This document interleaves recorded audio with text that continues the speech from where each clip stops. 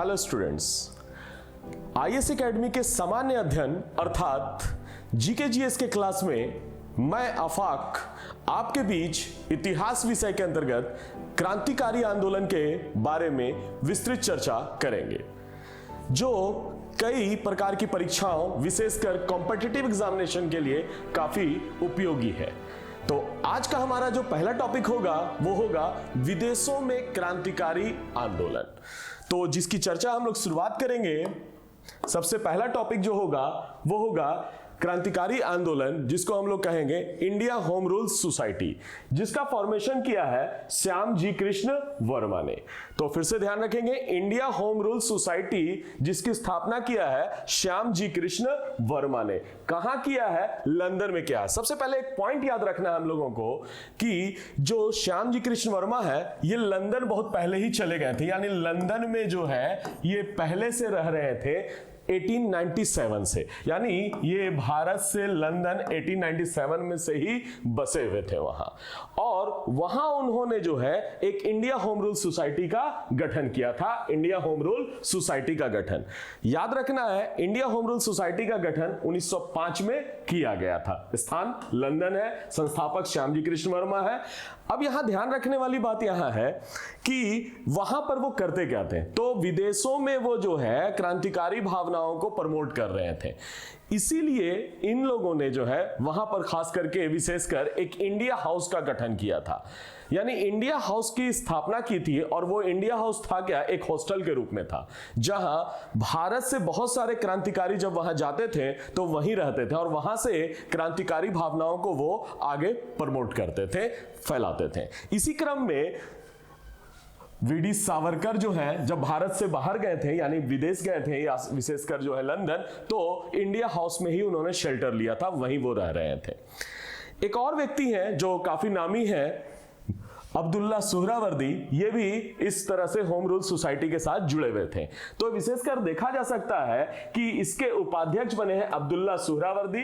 इसके अलावा भारत के जितने भी क्रांतिकारी थे, विशेषकर वीडी सावरकर, लाला हरदयाल, मदन लाल ढींगरा, ये सब जाके इंडिया सोसाइटी में जो है, यानी इंडिया होम रूल सोसाइटी में वहां पर रहते थे और वहां से क्रांतिकारी भावनाओं को प्रमोट करते थे। यानी अंग्रेजों पर दबाव डाला जा रहा था कि भारत को वो किसी तरह से क्या कर सके, स्वतंत्र कर सके। अब दूसरा इंपॉर्टेंट बात है कि इंडिया हाउस में ही जो है क्या हुआ कि वीडी सावरकर ने जो है वहां पर, चूंकि एक मनाया गया, आपको पता ही होगा, गदर दिवस मनाया गया। एक्चुअल में 1857 के कई वर्ष बीत गए थे, जिसका 10 मई 1908 को इंडिया हाउस में जो है गदर दिवस मनाया गया। और उसी के उपलक्ष्य में एक किताब जो है वो वीडी सावरकर ने लिखा, जो आप काफी पॉपुलर है, इंडिया वॉर ऑफ इंडिपेंडेंस 1857। फिर से ध्यान रखेंगे, इंडियन वॉर ऑफ इंडिपेंडेंस 1857, जो किसने लिखा है? तो वीडी सावरकर ने लिखा है। और शायद आपको पता ही होगा, इसी पुस्तक में उन्होंने भारत का प्रथम स्वतंत्रता संग्राम का, यानी 1857 के रिवोल्ट को भारत का प्रथम स्वतंत्रता संग्राम कहा। अब इसके बाद दूसरा इंपॉर्टेंट फैक्ट्स देखने को मिलता है हम लोगों को, वो है कर्जन वायली की हत्या। इन्हीं संगठन के द्वारा, जो इंडिया होम रूल सोसाइटी चल रहा था, इन्हीं के द्वारा जो है यहां पर कुछ ऐसा घटना अंजाम दिया गया जो कर्जन वायली की हत्या के तौर पर देखते हैं हम लोग। सबसे पहले समझते हैं कर्जन वायली कौन है। ये कर्जन वायली है कौन? तो एक्चुअल में इंडिया ऑफिस में ये एक तरह से पॉलिटिकल एडवाइजर है। ये कर्जन वायली कौन है?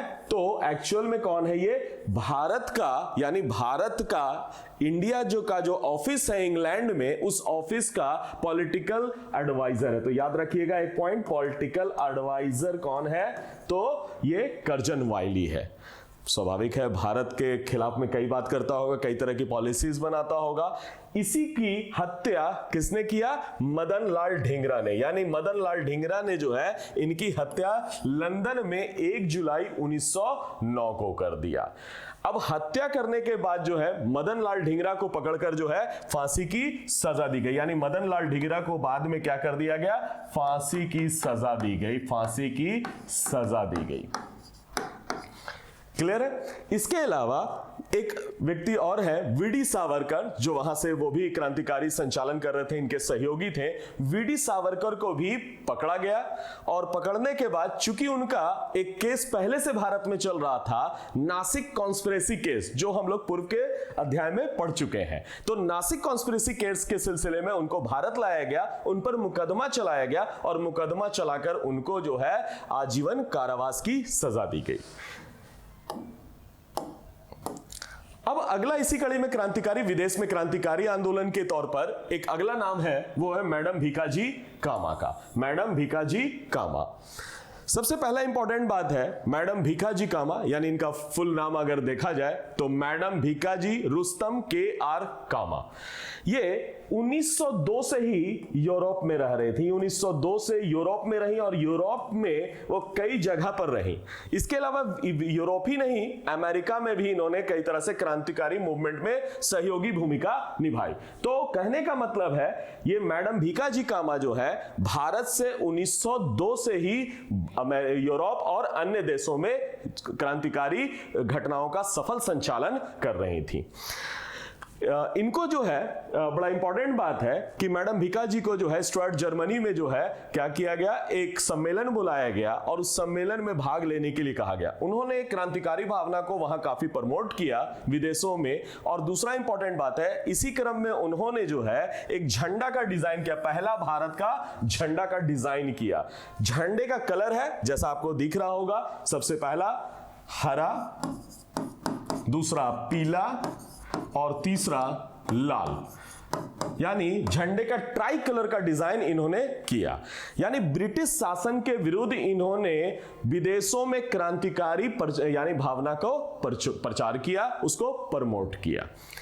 इसीलिए इनको मदर ऑफ इंडियन रिवॉल्यूशन कहा जाता है। यानी मदर ऑफ इंडियन रिवॉल्यूशन के तौर पर मैडम भीकाजी कामा को माना जाता है और इन्होंने विदेशों में सफल जो है कार्य संचालन किया, क्रांतिकारी भावना को प्रमोट किया। इसके बाद अगले कड़ी में अगर हम लोग बात किया जाए तो अगला कड़ी है, अमेरिका में भी क्रांतिकारी भावनाओं को प्रमोट किया गया। इसी क्रम में पहला यूएसए में जो है, जो संयुक्त राज्य अमेरिका हम लोग बात कर रहे हैं, इसमें भारतीयों ने क्या कर दिया, क्रांतिकारी विचारधारा को प्रमोट करने के लिए एक व्यक्ति है द्वारका नाथ दास। इनका नाम याद रखना है, द्वारका नाथ दास। इन्होंने क्या किया, 1907 में कैलिफोर्निया में भारतीय स्वतंत्रता लीग का गठन किया। यानी विदेश में इन्होंने क्या किया, भारतीय स्वतंत्रता लीग का गठन किया। इसके बाद इसी कड़ी में अमेरिका में कुछ और घटनाएं भी होती हैं, विशेषकर नवंबर 1913, ईयर याद रखेंगे, नवंबर 1913। एक व्यक्ति है सोहन सिंह भकना, तो याद रखना है नाम, एक और व्यक्ति का याद रखना है, सोहन सिंह भकना। ये व्यक्ति जो है वहां पर अमेरिका में विशेषकर हिंद एसोसिएशन ऑफ अमेरिका का गठन किया था। क्या किया था, हिंद एसोसिएशन ऑफ अमेरिका का इन्होंने फॉर्मेशन किया था। तो इनके बारे में याद रखेंगे। अब यहीं पर विदेश में ही विशेषकर अमेरिका में 1857 की स्मृति में एक पत्रिका का संचालन भी हुआ। यानी 1857 की जो स्मृति है, चूंकि हमारे लिए गदर बड़ा इंपॉर्टेंट है 1057 का, इसी की स्मृति में एक पत्रिका निकला है जिस पत्रिका का नाम है गदर। गदर पत्रिका पहले साप्ताहिक हुआ करता था और बाद में इसका प्रकाशन जो है मासिक तौर पर भी यानी मंथली तौर पर भी किया गया। इसी के नाम पर जो है एक पार्टी का भी गठन हुआ, यानी गदर के तौर पर ही एक पार्टी बना है जिसे हम लोग गदर पार्टी कहते हैं। तो ध्यान रखना है, गदर पार्टी यहीं पर बना है। यहीं पर जो है एक आश्रम यानी आश्रम का भी स्थापना हुआ सैन फ्रांसिस्को में, युगांतर आश्रम। तो फिर से एक शॉर्ट फॉर्म में इसको समझ लेते हैं। अमेरिका में द्वारकानाथ दास, 1907 में कैलिफोर्निया में भारतीय स्वतंत्रता लीग का गठन किया। उसके बाद दूसरा याद रखेंगे, नवंबर 1913 में सोहन सिंह भकना ने हिंद एसोसिएशन ऑफ अमेरिका के गठन की। वहीं पर 1857 की स्मृति में एक गदर साप्ताहिक पत्रिका का प्रकाशन हुआ जो बाद में मासिक भी हो गया। इसी के नाम पर गदर पार्टी एक ऑर्गेनाइजेशन बना और यहीं पर सैन फ्रांसिस्को के में युगांतर आश्रम का भी स्थापना हुआ। तो इसके बाद हम लोग बात करेंगे सबसे बड़ा इंपॉर्टेंट बात है कि यहां पर गदर पार्टी आंदोलन चला। जैसा कि हमने बताया कि गदर पार्टी का गठन कैसे हुआ। 1 नवंबर 1913 को अमेरिका में सैन फ्रांसिस्को नगर में गदर पार्टी का गठन हुआ, जैसा कि अभी हम लोग चर्चा किए। संस्थापक का नाम याद रखना है वीवीआई, जो बहुत ज्यादा प्रश्न पूछे गए हैं। नाम है उनका लाला हरदयाल। फिर से हम लोग लिख रहे हैं लाला हरदयाल। लाला हरदयाल जो है एक फाउंडर है गदर पार्टी मूवमेंट के। Very very important. इस पार्टी के अध्यक्ष बने हैं सोहन सिंह भकना, जो अभी हम लोग चर्चा भी किए थे। और इसी के प्रचार सचिव जो है, यानी मूवमेंट को प्रचार करने के लिए उसका जो सचिव या सेक्रेटरी बनाया गया है, नाम है उनका लाला हरदयाल। इसी में अन्य लोग भी जो है काफी सहयोगी भूमिका निभाते हैं, जिसमें नाम है कुछ का अब बड़ा इंपॉर्टेंट है। रामचंद्र पहला एक बड़ा इंपॉर्टेंट नेम, दूसरा नाम है बरकातुल्ला, रास बिहारी बोस, शायद याद होगा पूर्व के क्रांतिकारी आंदोलनों में इनकी बड़ी सक्रिय भूमिका थी। हार्डिंग बम कांड में इनका नाम आया था। राजा महेंद्र प्रताप, अब्दुल रहमान और मैडम भीकाजी कामा। जैसा कि अभी हम लोग जस्ट बात कर रहे थे कि मैडम भीकाजी कामा जो है विदेशों में क्रांतिकारी आंदोलन में बड़ी सक्रिय रोल प्ले किया है, तो इनका नाम इंपॉर्टेंट है। अब चूंकि एक पॉइंट और हम लोग पढ़े थे कि गदर से जो है क्या किया गया था, तो यहां पर जो है गदर के माध्यम से यहां पर युगांतर प्रेस था और गदर का प्रकाशन यहां से हुआ है। जो कि गदर जो है जो साप्ताहिक पत्र हुआ करता था, बाद में वो मासिक यानी मंथली हो गया। तो ध्यान रखिएगा, इस तरह का प्रश्न पहले भी पूछा गया है कंपटीशंस में, याद रखेंगे। और खास करके यूपीएससी में एक बार क्वेश्चंस भी आया हुआ है लैंग्वेज के बेस पर, साप्ताहिक और मंथली को भी ध्यान रखेंगे। तो दूसरा इंपॉर्टेंट बात है, ये उर्दू, पंजाबी, मराठी, अंग्रेजी, हिंदी, गुजराती और पख्तूनी भाषा में निकाला गया था। यानी कई लैंग्वेजेस में इसको निकाला गया और इसका काफी प्रचार प्रसार हुआ है। यानी फिर से एक बार याद रखेंगे, उर्दू, पंजाबी, मराठी, हिंदी, अंग्रेजी, गुजराती और पख्तूनी भाषा में इसका प्रकाशन किया गया है। अब सबसे एक और बड़ा घटनाक्रम विदेशों में क्रांतिकारी घटना के तौर पर देखा जाता है, वो है कामागाटा मारू प्रकरण, जो कि 1914 की बड़ी घटना है। ईयर बड़ा इंपॉर्टेंट है क्वेश्चंस के पॉइंट ऑफ व्यू से। एक सबसे बड़ा याद रखेंगे, एक देख रहे होंगे जहाज का चित्र। कामागाटा जो मारू है, एक्चुअल में ये जो कामागाटा मारू है, ये एक जापानी जहाज का नाम है। तो याद रखना है किस चीज का नाम है, ये एक जापानी जहाज का नाम है। दूसरा इंपॉर्टेंट बात याद रखेंगे, इसको एक पंजाब के गुरुदत्त सिंह है, उन्होंने मार्च 1914 में हांगकांग के एक शिपिंग एजेंट है मिस्टर बू ने, उससे इन्होंने किराया पर लिया। फिर से याद रखें, कामागाटा मारू एक जापानी जहाज का नाम है, जिसे पंजाब के एक व्यक्ति हैं गुरुदत्त सिंह। कौन है? तो ध्यान रखिएगा, इस जहाज को किसने लिया है? पंजाब के हैं गुरुदत्त सिंह। इन्होंने क्या किया है, मिस्टर बूने से, जो एक हांगकांग के शिपिंग एजेंट है, उनसे ये जहाज को क्या लिया है? किराया पर लिया है। और इस जहाज को किराया पर लिया है। किराया क्यों लिया है? तो इस जहाज के माध्यम से कई यात्रियों को, जिसमें कई धर्म के लोग हैं, जिनको अमेरिका जाना है, विशेषकर कनाडा जाना है और वहां जाके क्रांतिकारी गतिविधियों को संचालित करना है। इसी क्रम में इस जहाज में टोटल 376 व्यक्ति बैठे। कितने लोग बैठे?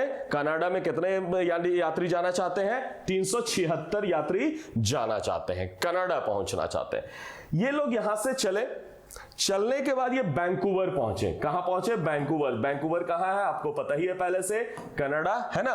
तो वैंकूवर पहुंचे 23 मई 1914 को। 23 मई 1914 को ये लोग कहां पहुंच गए? वैंकूवर पहुंच गए। अब वैंकूवर जहां पहुंचे, वहां के अधिकारियों ने इस जहाज से जितने लोग बैठे हुए हैं, इनको उतरने से मना कर दिया। जहाज से लोगों को उतरने की इजाजत नहीं दी गई। अब माना यह जा रहा है कि इन लोग को रोका क्यों गया? ब्रिटिश सरकार की साठगांठ होगी, उन्होंने कहीं ना कहीं ऐसी पॉलिसी बनवा दिया कि ये नहीं। जबकि जब ये चले थे तो उस समय वहां पर ऐसी पॉलिसी नहीं थी। भारत के लोग कनाडा बड़ा आसानी से आवागमन यानी आ जा सकते थे।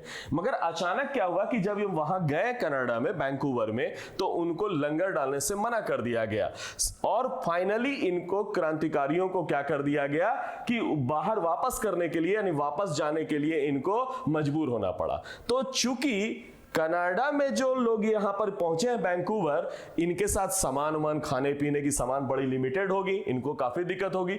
तो इसी कारण से कनाडा में रह रहे कुछ क्रांतिकारी लोग पहले से जो मौजूद थे, उन्होंने क्या कर दिया कि इनके अधिकार के लिए एक लड़ाई लड़ने के लिए एक शोर कमेटी बनाया। कौन सा कमेटी बनाया? तो इनके अधिकार के लिए। किनके अधिकार के लिए?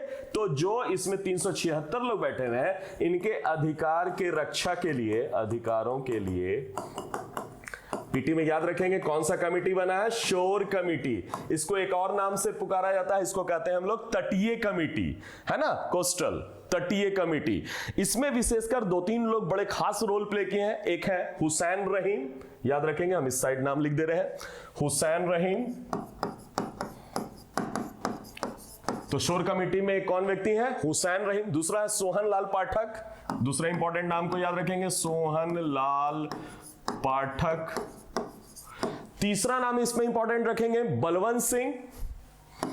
तो आपका प्रीलिम्स का एक क्वेश्चन तैयार हो गया यहां पर कि शोर कमेटी के फाउंडेशन किसने रखा, शोर कमेटी बना क्यों था, ये दोनों जवाब मिला। तो कनाडा में जो जहाज से गए यात्री थे, कामागाटा मारू से गए थे, उनके अधिकारों के लिए लड़ाई लड़ रहा था कनाडा में शोर कमेटी, इसी को तटीय कमेटी है कहते हैं। और ये कमेटी के कौन है मेंबर? हुसैन रहीम, सोहन लाल पाठक और बलवंत है।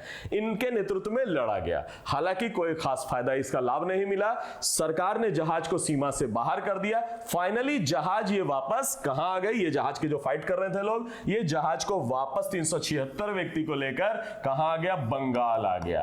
और बंगाल में विशेषकर कहां? कलकत्ता के पास में एक बंदरगाह है जिसका नाम है बजबज, यानी बजबज बंदरगाह पहुंच गया। अब बजबज बंदरगाह पहुंच गया। पहले से भारत में ब्रिटिश सरकार की जो सैनिक थी, या कह सकते हैं पुलिस था, वो पुलिस वहां से पहले से मौजूद थी कोस्टल पार्ट में, यानी बंदरगाह पर मौजूद थी। और इनके साथ मुठभेड़ हो गया। मुठभेड़ में 18 यात्री, इनमें से कितने मारे गए? 18 मारे गए। याद रखेंगे, मुठभेड़ हुआ कहां? बजबज यानी बंगाल में। 18 मारे गए, 202 को जेल भेज दिया गया, 202 को जेल पकड़कर भेज दिया गया, और कुछ भाग निकले यहां से। तो इस प्रकार से विदेशों में भी सक्रियता से क्रांतिकारी मूवमेंट को प्रमोट किया जा रहा था, और ब्रिटिश सरकार पर यानी दबाव डाला जा रहा था कि भारत को स्वतंत्र करे। यानी क्रांतिकारियों ने एक बड़ा उल्लेखनीय रोल प्ले किया है भारत की स्वतंत्रता में। तो उम्मीद करते हैं कि आज का क्लास आप लोग को समझ में आया होगा, आज का लेक्चर पूरी आपको समझ में आया होगा। अगर आपको पसंद आया होगा तो लाइक करें, सब्सक्राइब करें और शेयर करें। धन्यवाद।